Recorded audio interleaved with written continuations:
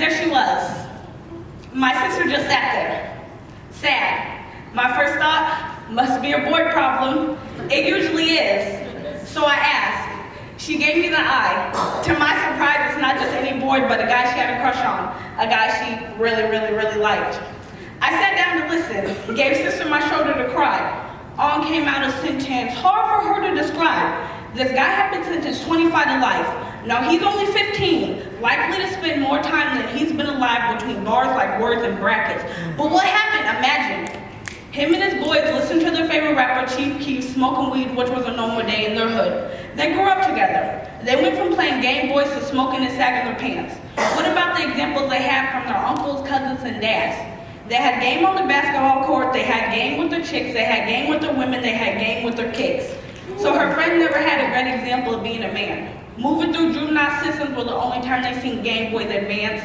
You can say they never truly knew the Call of Duty, so they started playing with guns for fun. Bang, bang, the Metal Gear was solid. He thought it was empty when he shot it, even though his boy told me keep a ready clip. Now it wasn't a game, boy blasted, blood pumping, heart stopped. Then I watched him breathe one last time.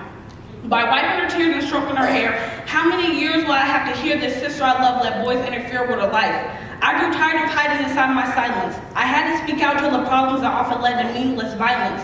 I told her to attend so I could check her and said, listen sis, you don't have boy problems, these young men do. So choose wisely the boys you would cherish. When you go out with them, it's their boy problems you don't inherit. Like if he grows up with one parent. Especially if what's missing is a male role model. Because these boys are all about that loud. Once had a small voice, little boys that waited so long to be heard, their inner pain never told. So they begin to make fists, but then there's the pain they still hold.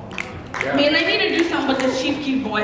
Why, he didn't do anything. He might not pull the trigger, but his music pulled a lever in the young boy's brain to grow up as a hood boy, and when you go home, play the good boy.